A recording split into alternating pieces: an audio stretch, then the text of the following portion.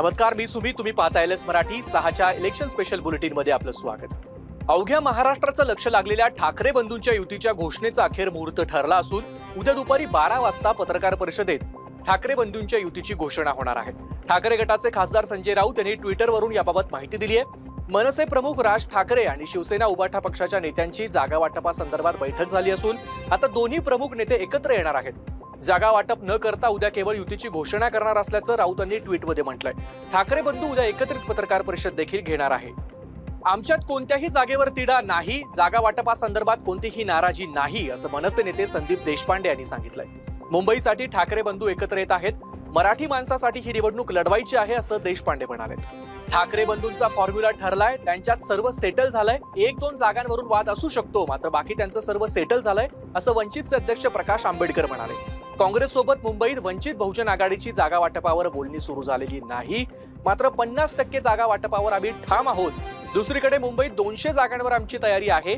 आमचा आग्रह 50% जागांचा असेल, असं वक्तव्य प्रकाश आंबेडकरांनी केलंय. घाणीत राहायचं, अविकसित शहरात राहायचं की विकासाच्या दिशेने जाणारं शहर हवं आहे, ते आता अकोल्याच्या नागरिकांनी ठरवायचंय. घाणीत राहायचं असेल तर कमळाला मतदान करा, नाहीतर वंचितला साथ देऊन सत्ता आमच्या हाती द्या, असं आवाहन वंचित बहुजन आघाडीचे अध्यक्ष प्रकाश आंबेडकर यांनी केलंय. ठाकरे बंधूंच्या युतीनंतर आता पवारांच्या दोन्ही राष्ट्रवादी देखील एकत्र येणार असल्याचं निश्चित झालंय. मुंबईसाठी ठाकरे तर पुण्यासाठी पवार एकत्र आल्याचं महानगरपालिका निवडणुकांमुळे पाहायला मिळतंय. ठाकरेंनंतर पुण्यात 2 राष्ट्रवादी एकत्र येणार असून 26 डिसेंबर रोजी याची घोषणा होणार असल्याची माहिती स्वतः अजित पवार यांनी दिली आहे. कुठल्याही अफवांवर विश्वास ठेवू नका, 26 तारखेला सगळ्या गोष्टी समोर येतील, असं अजित पवार यांनी सांगितलंय. पिंपरी चिंचवडमध्ये भाजपनं शिंदेच्या शिवसेनेसोबत युती करण्याचा निर्णय घेतलाय. या निर्णयामुळे आता शिवसेना भाजप युती विरुद्ध राष्ट्रवादी असा थेट सामना रंगणार असल्याचं स्पष्ट झालंय. भाजपसोबत जागा वाटपाबाबत सकारात्मक चर्चा झाली असून लवकरच युतीची घोषणा करण्यात येणार, अशी माहिती शिवसेनेचे खासदार श्रीरंग बारणे यांनी दिली आहे. पिंपरी चिंचवड महानगरपालिका निवडणुकीसाठी शिंदेची शिवसेना आणि भाजप यांच्यातील युतीबाबत घोषणा उद्या केली जाणार आहे, अशी माहिती भाजप शहराध्यक्ष शत्रुघ्न काटे यांनी दिली आहे. शिवसेनेकडून 30 जागांचा प्रस्ताव आला होता, त्यापैकी बहुतांश जागांबाबत निर्णय झाल्याची माहिती देखील त्यांनी दिली आहे. या युतीमुळे हिंदुत्व विचारांचे दोन्ही पक्ष एकत्र आल्यानं आगामी निवडणुका जिंकणार असा विश्वासही त्यांनी व्यक्त केला आहे. जालना महानगरपालिका निवडणुकीसाठी ठाकरेंच्या शिवसेनेनं इच्छुक उमेदवारांच्या मुलाखती घेतल्या.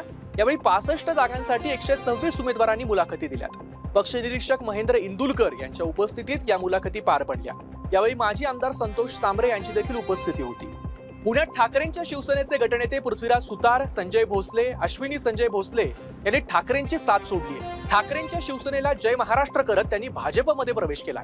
केंद्रीय राज्यमंत्री मुरलीधर मोहोळ, खासदार मेधा कुलकर्णी, शहराध्यक्ष धीरज घाटे यांच्या उपस्थितीत त्यांनी पक्ष प्रवेश केलाय.